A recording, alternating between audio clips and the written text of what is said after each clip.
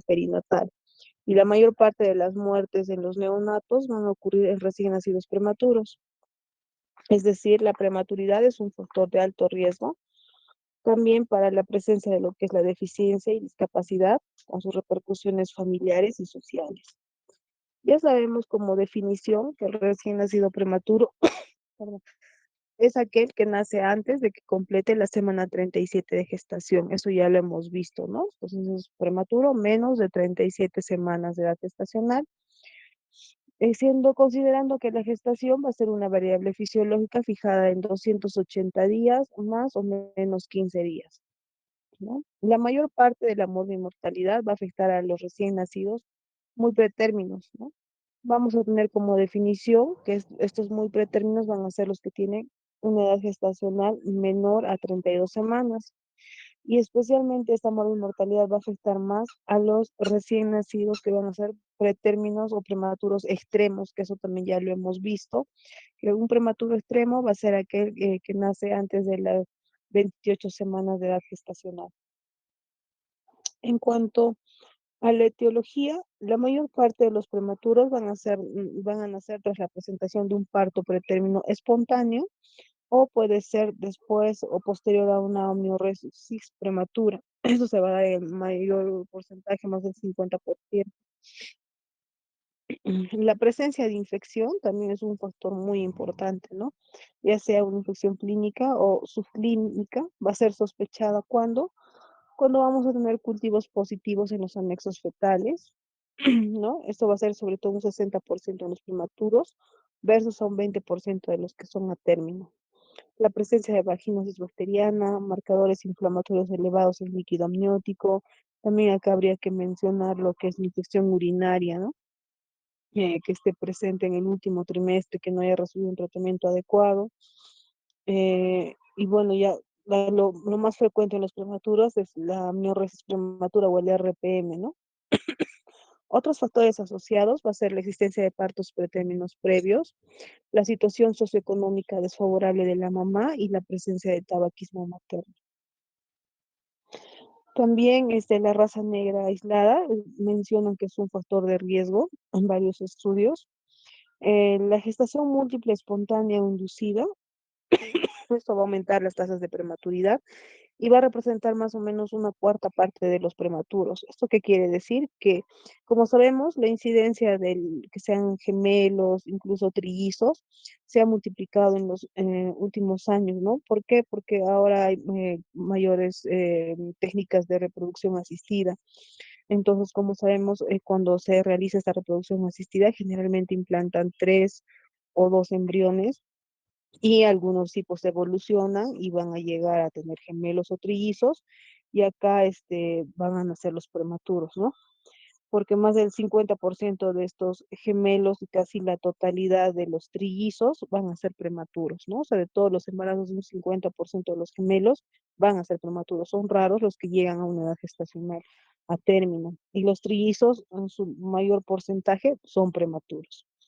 También la presencia de hipertensión materna o polidramios va a hacer de que se vea el trabajo de parto prematuro. Entonces, ¿cuál es la conducta perinatal inmediata? Perdón, que tenemos que tener. El parto de estos bebés prematuros, esto es importante que lo sepan, tiene que ser en un ambiente hospitalario, ¿no? O sea, no, ya les había mencionado antes, que si ustedes tienen en su centro puesto de salud alguna gestante que esté con amenaza de parto prematuro, deben de referirle inmediatamente. Si es posible colocar la primera dosis de corticoide, ya sea dexametasona o betametasona, y tienen sí o sí que referirlo a un hospital, ¿no? Porque tiene que ser en un hospital en el cual haya la presencia de un médico, neonatólogo, pediatra y una enfermera experta, ¿no? En lo que es atención de prematuros.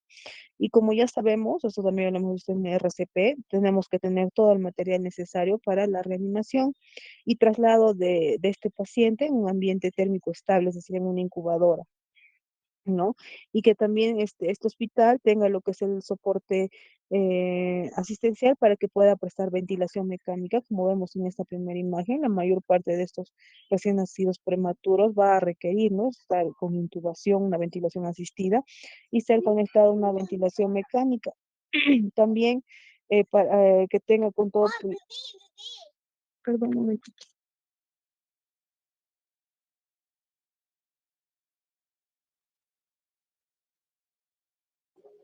¿No? Y también tenemos que tener en cuenta que tenemos que lograr mantener una perfusión y una monitorización continua de lo que es la saturación de oxígeno en general, la presión arterial, la diuresis, todo de este recién nacido prematuro. Además de la ventilación mecánica, como estamos viendo acá, es un bebito que está intubado. Lo mejor que se recomienda ahora, ¿no? Los estudios demuestran que si usamos CPAP, como ven acá, ese CPAP nasales, ese es un aparato que va a mantener los alvéolos que estén abiertos, ¿no? Con una adecuada presión. Entonces, esto ha demostrado de que es mejor, ¿no? Que usar un ventilador mecánico, ¿no? Esto nos va a favorecer. ¿Por qué? Porque va a haber una recuperación más pronta de este bebé. Y así como también los días hospitalarios van a disminuir si es que usamos este CPAP en comparación de la ventilación mecánica que nos puede traer otras complicaciones, ¿no? Como la neumonía aspirativa, la broncodisplasia pulmonar, que lo vamos a ver más adelante. Entonces, en cuanto a la patología prevalente en el recién nacido preterno, esta patología va a ser, ¿por qué se va a dar? Va a ser derivada del binomio por la inmadurez, ¿no? Y la hipoxia. Sí, sí, mi amor, por favor. Perdón, chicos. ¿Por qué? Porque va a haber un acortamiento gestacional y la ineficacia de la adaptación respiratoria.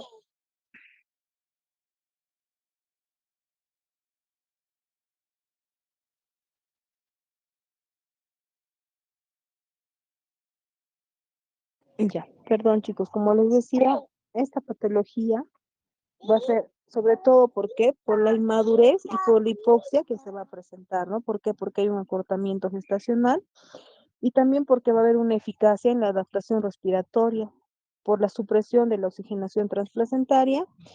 Y con frecuencia estos bebés van a tener un test de Apgar que va a ser bajo y la mayoría va a requerir lo que es la reanimación neonatal. A ver, acá quería preguntar, me acuerdo que en el anterior examen di una tarea a uno de sus compañeros, creo que era Pablo Antonio, si no me equivoco. Los parámetros del Apgar, ¿cuáles son? ¿Está Pablo Antonio Sea?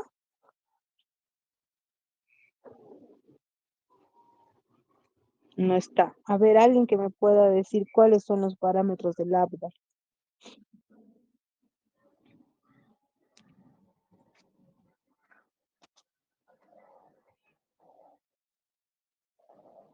¿Alguien, chicos? Nadie se acuerda cómo Doctorita, veía. era apariencia, pulso, gesticulación, la actividad del bebé y la respiración. Muy bien, ¿quién ha hablado? Cala Cáceres, doctorita. ¿Tu nombre, por favor? Diana Maite. Diana Cáceres. Sí, está Cala bien, Diana Cáceres. Maite Cáceres. Ya, Carla Cáceres. Muy bien. Esos chicos tienen que saberlo. En serio, o sea, no es posible que no lo sepan, ¿no? Eso les he dicho. En su internado sí o sí van a evaluar el ABGAR, ya sea de un bebé prematuro, a término, postérmino, y tienen que saber todos los parámetros que ha mencionado su compañera, así como la puntuación, cuándo está bien, cuándo es adecuado, cuando hablamos de depresión moderada, depresión severa. Ya, por favor, repasen eso. Entonces, estos bebés sí tienen mayor predisposición a requerir reanimación y tienen generalmente un ABGAR bajo, ¿no? En cuanto a la patología respiratoria que van a presentar los recién nacidos prematuros, ¿no? La función pulmonar de estos bebés prematuros va a estar comprometida por diversos factores. Entre estos van a ser la inmadurez neurológica que van a tener, la debilidad de la musculatura, el escaso desarrollo alveolar, el déficit de surfactante y un aumento del grosor de la membrana alveolo capilar. Todo esto va a predisponer a que la patología respiratoria sea la principal afección de estos recién nacidos prematuros. Ahora, ¿cuáles son, y sea la patología respiratoria, eso es importante, es la primera causa de muerte y mortalidad del prematuro, ¿no? ¿Y cómo se va a presentar? Como distrés respiratorio. Lo principal acá que va a presentar un recién nacido prematuro va a ser la enfermedad de membrana hialina, ¿no? Por déficit de surfactante, seguido de lo que es el apnea y posteriormente la displasia broncopulmonar. Esa es una secuencia que va a seguir una secuencia cronológica, es decir, empieza con la enfermedad de membrana hialina, ¿no? Porque hay déficit de surfactante por la gestacional, van a empezar a presentar pausas respiratorias, que vamos a ver que el apnea se puede prevenir primero, la enfermedad de membrana hialina, ¿cómo la puedo prevenir? Uno va a ser, ¿no? Brindándole un soporte respiratorio adecuado, ya sea la ventilación mecánica, ya sea el CPAP, ya sea el oxígeno por HUD, el oxígeno por cánula binasal o el oxígeno a flujo libre.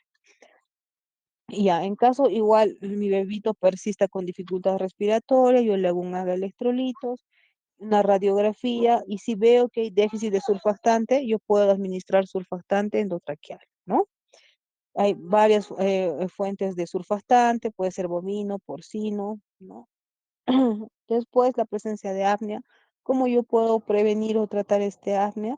Generalmente podemos usar cafeína, que es lo que ahora se está usando. Antes usábamos la minofilina, pero se veía que tenía muchos efectos secundarios. Ahora usamos la cafeína como profilaxis y como tratamiento.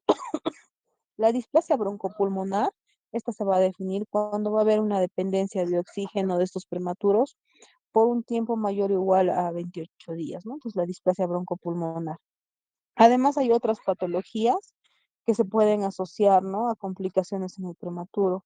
La presencia de neumotórax, que ya lo hemos visto cuando hemos hecho RCP, que puede ser secundario a la ventilación mecánica, a la ventilación a presión positiva, la hipertensión pulmonar, que es propio de los bebés, la presencia de atelectasias, enfisemas, neumatoceles, edema de pulmón, puede haber presencia de neumonías infecciosas o aspirativas, ¿no? Todo esto puede presentar el recién nacido prematuro. La administración de corticoides prenatales, que es lo que les mencionaba, la dexametasona, la betametasona y el uso del surfactante exógeno, ¿no? Estas van a ser los dos pilares para poder cambiar nosotros el pronóstico en la parte respiratoria de estos recién nacidos prematuros. En cuanto a la patología neurológica, ¿no? Esto se va a dar sobre todo por la inmadurez, ¿no? Del sistema nervioso central. La estructura anatómica va a estar caracterizada en estos bebés porque va a haber una fragilidad vascular de la matriz germinal, va a haber una escasa migración neuronal y una pobre mielinización de la sustancia blanca, ¿no? Entonces, en la susceptibilidad a la hipoxia y a los cambios de la osmolaridad y la presión arterial va a hacer que se produzca un sangrado a nivel ependimario. Este va a ser frecuente y puede producir que es lo más frecuente que vemos en los recién nacidos prematuros, la hemorragia intraventricular. Y así su forma va a ser muy grave, vamos a tener lo que es el infarto hemorrágico. Esta hemorragia intraventricular, su frecuencia va a ser mucho mayor, incluso más del 50%, en aquellos bebés que tienen un peso inferior a 750 gramos. La presencia de leucomalacia periventricular, esta se va a presentar cuando va a haber un daño hipóxico de la sustancia blanca. Cabe mencionar que en estos dos cuadros, la sintomatología neurológica del recién nacido prematuro es muy sutil, ¿no? Va a ser algo generalizado, con escasos signos focales, o sea, no va a haber mucha manifestación neurológica. ¿Cómo vamos a detectar todo esto? Nosotros tenemos que siempre como protocolo realizar ecografías transfontanelares a los bebés prematuros, ¿no? Para poder detectar a tiempo la presencia de estos dos. Además, hay que tener en cuenta que en los prematuros la permeabilidad de la barrera hematoencefálica va a estar aumentada. ¿Esto qué quiere decir? Que estos recién nacidos prematuros pueden tener más riesgo de realizar o de presentar kernísterus, ¿no? ¿Esto a qué se asocia el kernísterus? A la presencia de hiperbilirrubinemia. ¿Esto qué quiere decir? Que los prematuros tienen mayor tendencia a ser kernísterus con la presencia incluso de bilirrubinas en niveles inferiores en comparación a los recién nacidos a término. Es algo muy importante, es por eso que cuando veamos lo que es ictericia, vamos a ver que las curvas, según la guía NICE, en prematuros menores de 35 semanas, con niveles más bajos de bilirrubina, ellos ingresan a fototerapia. Por esto, porque su barrera hematoencefálica va a estar, es más permeable, ¿no? A las bilirrubinas. En cuanto a la parte de oftalmología, ¿qué se va a dar en los recién nacidos prematuros? Va a haber una detención de la vascularización de la retina, ¿no? Que se va a producir en el nacimiento de estos y su posterior, o sea, no va a haber un desarrollo total, ¿no? De esta vascularización. Y posteriormente, ¿cómo se va a dar este crecimiento de la vascularización? Va a ser desordenado, ¿no? Un crecimiento desordenado de los neovasos.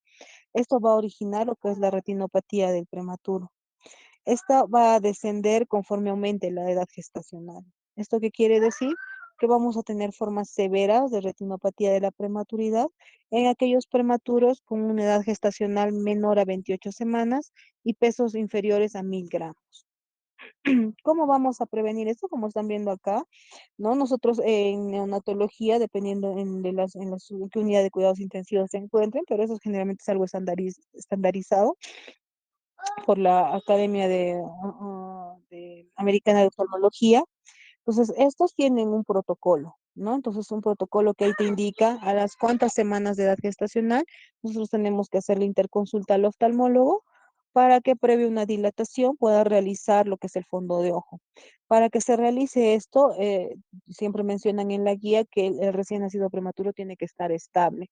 Es decir, si es un bebito que no está inestable, está con apoyo de inotrópicos, con hipotensión arterial, entonces esperamos a que esté estable para poder realizar el fondo de ojo. Pero si nuestro bebé está estable, hemodinámicamente estable, no debemos perder la oportunidad de hacer la interconsulta al oftalmólogo, dilatar los ojitos y realizar lo que es el fondo de ojo. En la parte cardiovascular, la hipotensión arterial precoz va a ser más frecuente cuanto menor sea el peso del bebé. Esta hipotensión puede estar relacionada con la incapacidad del sistema nervioso autónomo para mantener un adecuado tono vascular y también con otros factores como la hipovolemia. Como hemos visto, los recién nacidos a cuanto menor edad gestacional van a requerir mayor volumen, ¿no? Es decir, una mayor volemia tienen. Entonces, va a depender mucho también de nuestro aporte de líquidos. La sepsis y la disfunción cardíaca, ¿no? Es importante acá también mencionar la sepsis que sí nos puede causar hipotensión. Ahora, algo que es importante que presenta la mayor parte de los recién nacidos pretérmino va a ser la persistencia del ductus arterioso, ¿no? ¿Esto por qué va a ser? Generalmente porque va a haber una insensibilidad al aumento de la oxigenación y por otra parte por esta caída también de la presión pulmonar que va a hacer que este shunt de izquierda a derecha, que ya lo hemos visto también en la parte de RCP, se establezca precozmente. Ahora, esta persistencia del ductus arterioso, obviamente, ¿cómo vamos a hacer el diagnóstico? Con un ecocardiograma, tenemos que hacer una interconsulta cardiología y ellos nos van a indicar, ¿no? Si tiene o no tiene repercusión hemodinámica. Si es que hay repercusión hemodinámica, entonces, ¿cómo vamos a realizar el tratamiento de este cierre del ductus? Generalmente lo hacemos con paracetamol o con ibuprofeno endovenoso. En seguro nosotros usamos paracetamol endovenoso. ¿Ya? Y si persiste, ¿no? Se puede realizar un segundo ciclo más de tratamiento y si aún así persiste, se realiza lo que es el cierre quirúrgico. Entonces, siempre y cuando haya repercusión hemodinámica, porque en algunos casos cuando ya este PCA está en vías de cierre y no hay repercusión hemodinámica, solamente esperamos a que el cierre se dé por sí solo y algo importante también en el ductus es que no se debe realizar una sobrecarga de volumen. En la parte gastrointestinal, hay que tener en cuenta que la maduración de succión y la coordinación de esta con la deglución se van a completar entre las 32 a 34 semanas. Nosotros consideramos las 34 semanas para que sobre todo para que este recién nacido prematuro pueda ser alimentado vía oral, o sea, sea una succión directa, no tengamos que usar una sonda. En menores de 34 semanas, sí o sí deben de ser alimentados por una sonda orogástrica Y ya cuando cumplen las 34 semanas, tenemos que evaluar si esta succión y deglución es coordinada con la respiración. En ese caso que veamos que sí es efectivo, recién podemos alimentar vía oral. Además, en estos prematuros van a existir trastornos de lo que es la tolerancia, ¿no? ¿Por qué? Porque tienen una escasa capacidad gástrica, pueden presentar reflujo gastroesofágico o pueden tener una evacuación lenta. La motilidad de los prematuros, la motilidad del intestino va a ser pobre y con frecuencia van a presentar retrasos de la evacuación y del meteorismo. ¿Cuál va a ser el déficit más importante que van a tener estos prematuros? Va a ser en la absorción de las grasas y de las vitaminas liposolubles. Entonces, ¿qué tenemos que hacer en estos prematuros? Lo ideal es que nosotros podamos lograr una alimentación trófica, que esta sea precoz, ¿no? O sea, con la mínima cantidad, 10 cc por kilo puede ser en prematuros muy extremos. Esto lo vamos a ver en la parte de hidratación, cómo van a calcular la alimentación y los líquidos y electrolitos, ¿no? A eso me refiero con alimentación trófica, o sea, lo mínimo que se le debe de dar a este bebé, ¿no? En cuanto a leche. Esto hay que tratar de hacerlo lo más pronto que se pueda, siempre y cuando esté estable, obviamente.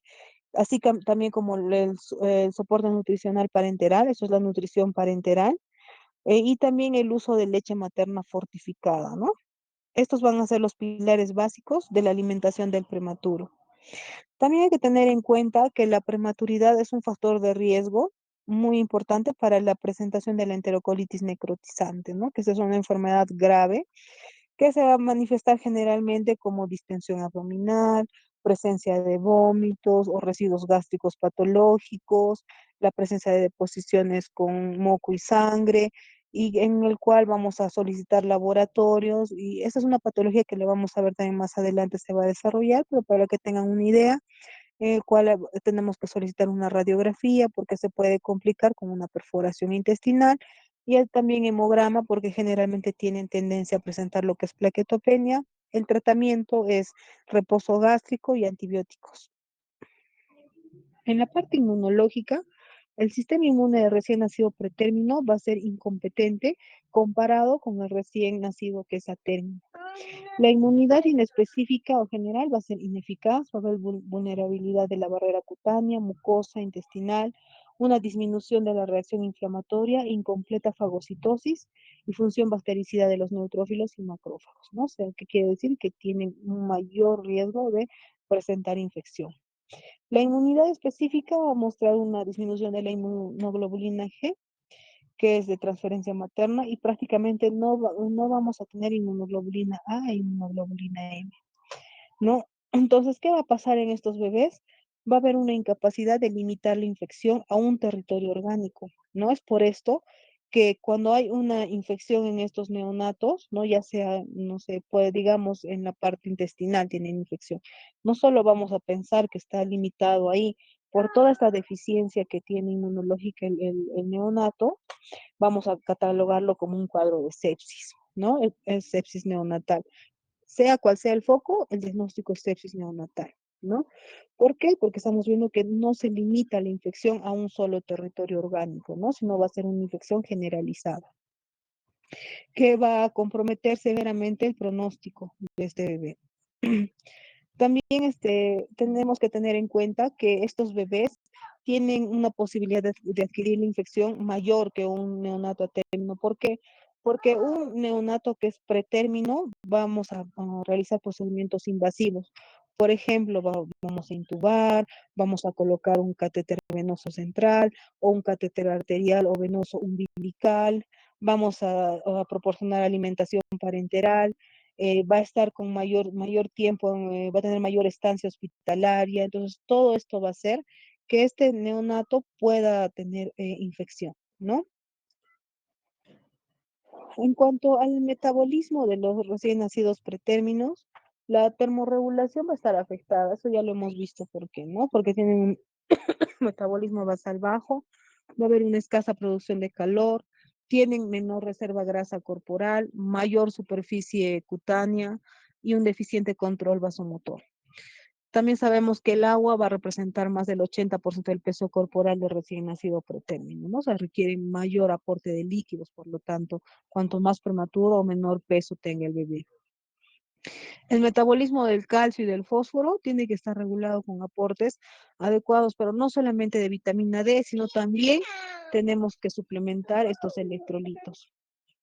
¿Qué también tenemos que tener en cuenta en el metabolismo de estos prematuros? Que el metabolismo de los hidratos de carbono va a ser menor, ¿no? Porque van a tener menor depósito de glucógeno, así como también cuando vamos a ver la interrupción que se va a dar una vez que nace el bebé y seccionamos el cordón umbilical, ya no se va a dar el aporte de la glucosa a través de la placenta. Entonces va a hacer que se produzca un descenso de la glucemia. Estos bebés pueden presentar sobre todo hipoglicemia. Y aquellos bebés que son prematuros extremos van a tener pobre capacidad para poder regular lo que es la insulina. Entonces, esto nos va a condicionar a la presencia de hiperglicemia, ¿no? Ambas condiciones son graves, ¿no? En los prematuros. En la parte hematológica, la serie roja del prematuro va a tener valores promedios menores a los del recién nacido a término. ¿No? ¿Esto por qué? Porque ellos van a tener una mayor hemólisis fisiológica. Además, sumado que recuerden que un recién nacido prematuro obviamente va a estar hospitalizado en la UCI y nosotros vamos a realizar exámenes de sangre, lo que quiere decir que a veces nosotros también por las extracciones hemáticas repetidas que realizamos podemos condicionar anemia. Si mi bebito está hospitalizado y yo quiero ver, está en ventilación mecánica y yo quiero hacer un control de cómo está, ¿no? Su medio interno, voy a pedir un AGA y electrolitos, voy a extraer sangre. Esto a veces podemos realizar 3, 4 veces al día, ¿no? Entonces, imagínense, nosotros mismos podemos provocar la anemia, que posteriormente va a requerir transfusión de paquete globular. La serie blanca del recién nacido prematuro es muy variable, sus alteraciones no son específicas, o sea, es similar a la de un recién nacido a término.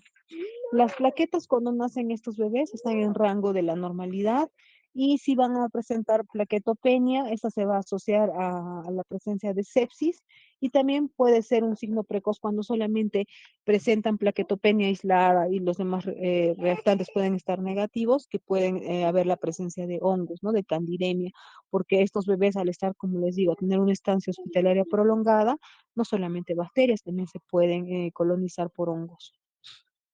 En la parte endocrina, en la parte de la tiroides, se van a detectar signos de hiperfunción tiroidea, ¿no? También se van a ver afectadas otras glándulas endócrinas, como las glándulas suprarrenales, sobre todo eso es lo que vemos, ¿no? Nosotros en los prematuros. La parte de hipófisis, desarrollo gonadal, no mucho, pero sí se observa bastante alteraciones a nivel de lo que es la glándula suprarrenal, ¿no? Y esto, ¿cómo lo vamos nosotros a verificar en estos bebés? Porque generalmente van a tener alteraciones hidroelectrolíticas, que es lo más frecuente que presentan, la hiponatremia, ¿no? A veces están con hiponatremia persistente, ¿no? Y esto puede ser por una alteración a nivel de la glándula suprarrenal. ¿Cuáles son las secuelas y qué seguimiento tenemos que tener nosotros con nuestros recién nacidos prematuros?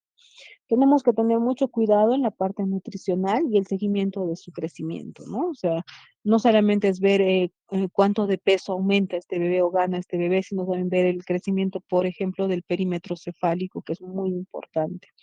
La atención nutricional, como les decía desde el inicio, si es que se puede darle la nutrición enteral, ¿no? Ya sea la alimentación por sonda, de preferencia con calostro, ¿no? Ahora estamos usando mucho lo que es la calostroterapia, que apenas son gotitas que colocamos en la boquita del bebé de calostro, de leche de la mamá, y ir progresando en lo posible lo más rápido que se pueda.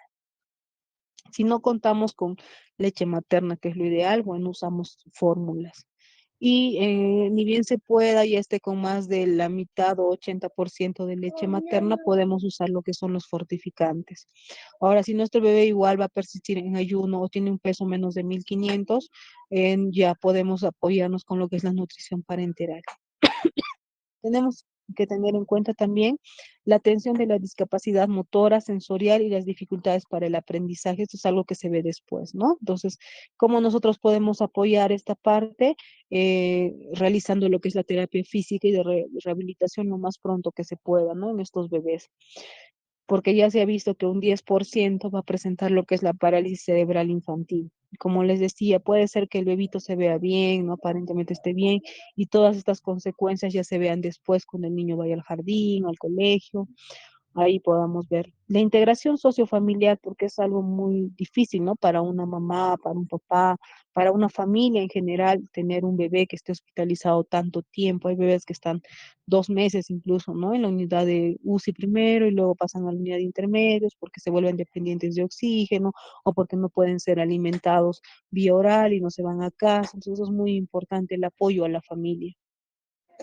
Las infecciones respiratorias de vías altas repetidas que pueden condicionar frecuentes reingresos. Esto generalmente se puede presentar en aquellos bebés que han presentado broncodisplasia pulmonar, ¿no? Ellos tienen mayor predisposición a estas infecciones respiratorias. La aparición de hernias inguinoscrotales es más frecuente cuanto menor es la edad de gestación, ¿no? Y esto va a depender de acuerdo a la valoración de cirugía pediátrica. Ellos nos indican cuándo deben de ser intervenidos quirúrgicamente estos bebitos. Algo que es importante, y eso sí o sí lo tienen que saber, es en cuanto a la vacunación del bebito prematuro, ¿no? Estos niños prematuros deben de recibir las vacunas a la misma edad cronológica, con la misma pauta y las mismas dosis que los coetáneos. Es decir, en la parte de vacunación, los prematuros van a ser manejados igual que un bebé que sea término. Si yo tengo un prematuro que está hospitalizado y cumple 2 meses, yo tengo que empezar, o bueno, continuar porque se supone que recibió ya sus primeras vacunas, ¿no? Entonces, las vacunas de los 2 meses yo las tengo, si está en el hospital, las tengo que administrar en el hospital. ¿Por qué? Porque dicen que la respuesta inmune en este grupo de pacientes no va a diferir significativamente de los recién nacidos que son a término. Entonces, la vacunación es el mismo esquema, la misma dosis y a la misma edad cronológica que un bebito que es a término. Listo, chicos, esta es la parte de recién nacido prematuro. Si tienen alguna duda, por favor.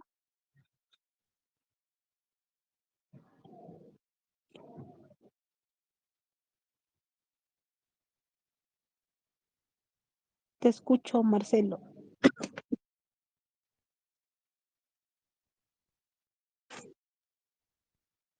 No, no, no. La administración de dexametasona y betametasona se administra a la mamá, ¿no? En menores de... Ajá. ¿Alguna qué? No, no.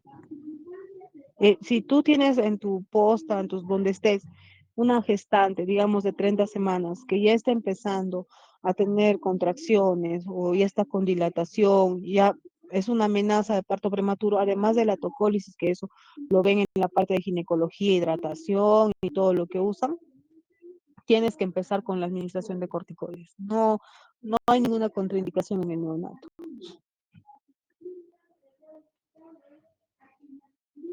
Ya, Marcelo. ¿Alguien más, chicos? Doctora, una pregunta. Sí, te Entre los escucho. dos, entre betametasona y dexametasona, ¿cuál es mejor? Ninguno, no, no es que sea, ninguno es mejor, simplemente que la dexametasona se coloca más dosis, ¿no? O sea, más veces en comparación con la betametasona. Pero es igual, puedes usar cualquiera. No, no, no es que uno sea superior al otro. Gracias, doctora. Ya, tu nombre es, a ver, Romario, ¿quién participa? Romario Romario Chile. Chile. Ya, ya. ¿Algo más, chicos?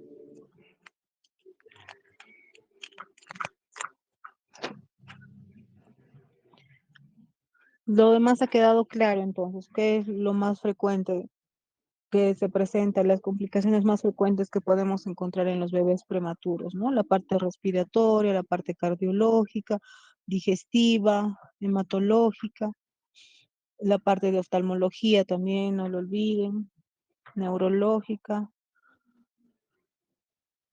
Listo, chicos, entonces mañana nos encontramos a las 10:30, por favor. Sí, sí, doctorita, mañana a las 10:30. Ajá. Listo, gracias, chicos, hasta Gracias, mañana. doctora. Gracias, Gracias, doctora. Gracias, que estén doctora. muy bien. Buenas tardes. Gracias, doctora.